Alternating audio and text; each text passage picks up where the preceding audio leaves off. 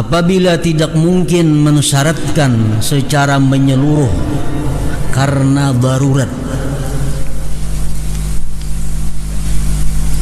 Setiap orang sembahyang harus mesti khusyuk ke 4 rakaatnya, kada boleh lingah hatinya. Kada mungkin mensyaratkan itu karena darurat. Maka tidak ada jalan kepadanya kecuali disyaratkan daripadanya sesuatu yang disebut dengan nama itu kehadiran walaupun sejenak. Berhubung orang khusyuk itu kada mungkin kawa ke 4 rakaatnya, maka disyaratkan barang satu mat asal ada khusyuk, barang sejenak asal ada khusyuk. Apabila sejenaknya itu, nah, dan seutama-utama waktu yang sejenak itu adalah ketika takbiratul ihram.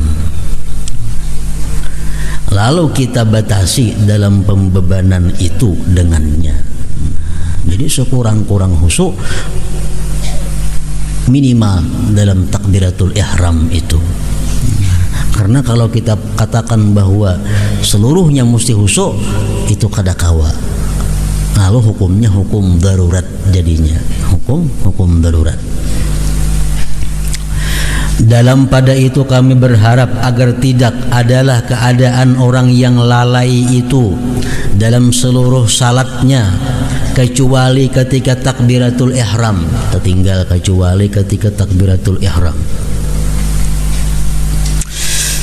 Dalam pada itu kami berharap agar tidak adalah keadaan orang yang lalai itu dalam seluruh salatnya kecuali ketika takbiratul ihram, seperti keadaan orang yang meninggalkan secara keseluruhan.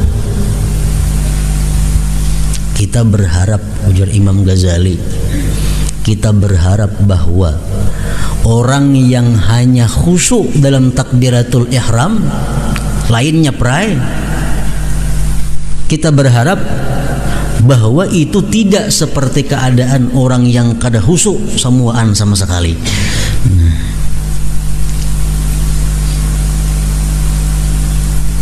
Mulai Allahu Akbar sampai salamnya kada khusyuk. Nah, kita berharap orang nang khusyuk hanya hingga takbiratul ihram lebih baik daripada itu.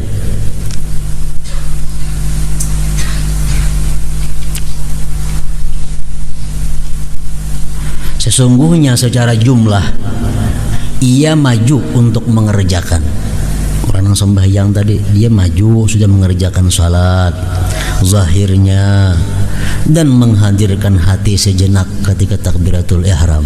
Itu sudah, dia sudah punya etikat baik sembahyang, dia kawa hadir hati walaupun hanya takbiratul ihramnya aja, itu sudah baik. Ketimbang orang nang mulai awal sampai akhir kada ada hadirnya. Nah, kita berharap macam itu yang yang pertama lebih baik. Bagaimana tidak orang yang salat dengan berhadas karena lupa, maka salatnya batal di sisi Allah Ta'ala, tetapi ia mendapat pahala sesuai dengan perbuatannya dan atas kadar kelalaian dan uzurnya. Kan sudah dibikin peraturan dalam hukum fikih, kalau kita ragu-ragu apakah aku ini batal kah wudu, kada kah, batal kada, fikih sudah menetapkan itu kada batal. Lain halnya kita ragu-ragu, aku tadi berwudu kah belum kah, fikih menetapkan belum, walaupun kita sudah berwudu. Tapi karena ragu-ragu asa berwudu asa belum, fikih menetapkan belum artinya. Nah, lain kalau batal, aku ini batal kah kada kah, tadi berwudu mbah maghrib, asa batal asa kada, fikih menetapkan itu kada batal, walaupun inya batal pada sebenarnya, tapi hukum fikih mengatakan itu kada batal. Nah, sembahyangnya di sisi Allah sembahyangnya kada sah, tapi tetap dia diberi pahala oleh Allah, tetap diberi pahala. Kenapa? Karena dia mengamalkan hukum itu, tetap diberi pahala oleh Allah Subhanahu wa Ta'ala, walaupun kada pahala sembahyang, karena sembahyangnya di sisi Allah batal.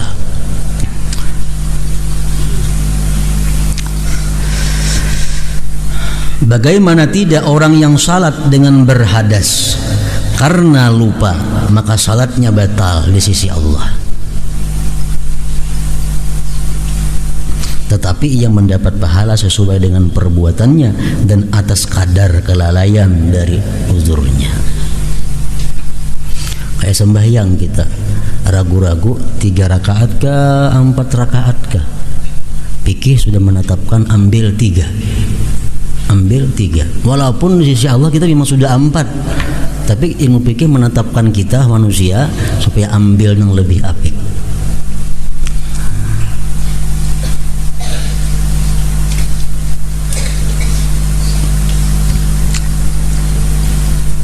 Atas harapan ini, harapan yang mana? Harapan bahwa orang yang sembahyang khusyuknya hanya takbiratul ihram, nang lainnya perai. Harapan lebih baik dari orang yang kada khusyuk sama sekali. Itu harapan macam itu. Tapi ada juga khawatirnya. Maka dikhawatirkan keadaannya itu lebih keras daripada keadaan orang yang meninggalkan. Jadi kemungkinan ada juga ujar Imam Ghazali, orang yang sembahyangnya hanya khusyuk di takbiratul ihram nang lainnya perai, itu bisa juga mungkin lebih buruk daripada orang nang mulai awal sampai akhir kada khusyuk. Nah, 2 kemungkinan. Kita berharap orang nang khusyuk hanya takbiratul ihram lebih baik daripada nang kada khusyuk sama sekali. Tapi bisa jadi orang nang khusyuknya peraya sama sekali lebih baik daripada orang nang hanya khusyuknya cuma takbiratul ihram. Nah, itu bahayanya, ada khawatirnya di situ. Sebab bandingannya ada. Bagaimana tidak? Orang yang menghadiri pengabdian dan memperinting dalam pengabdian itu dan berbicara dengan pembicaraan yang menghinakan adalah lebih parah daripada orang yang menghindar dari pengabdian sama sekali. Nah, tadi kan muncul ingat satu mat nih, itu mulai mahul-hulu tadi lagi. Ada nang ini kada ingat sama sekali mulai awal. Nah, barangkali nomor 2 lebih baik. Sama kita lawan raja, bepandir kita setumat, itu mengulu-ulu. Ada nang saya kuninya mulai awal kada bepandir lawan raja, mana baiknya? Baik nang kedua ini. Nah, jadi sembahyang itu ada kemungkinan lebih baik daripada nang kedua, ada kemungkinan lebih buruk. Nah, apabila berlawanan sebab-sebab takut dan harapan, maka urusan itu menjadi berbahaya pada dirinya. Maka atas mulah memilih sesudahnya dalam berhati-hati dan menganggap inti.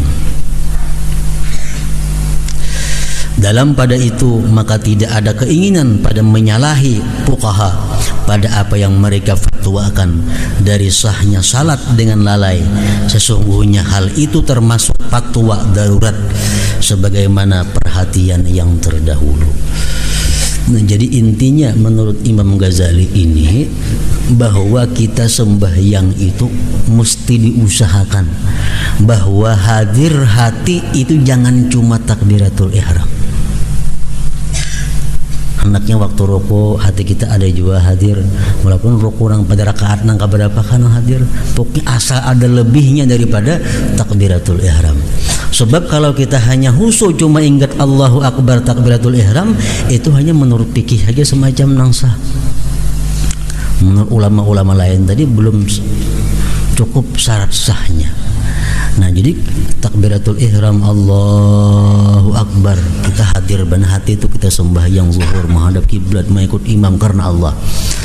Jangan ke situ aja hati hadir, tambahi di lain-lain lagi. Waktu ruku kakina hadirkan hati, sujud hadirkan hati. Nah, supaya sembahyang kita ini ada bagian daripada tasawufnya, bukan hanya fikihnya.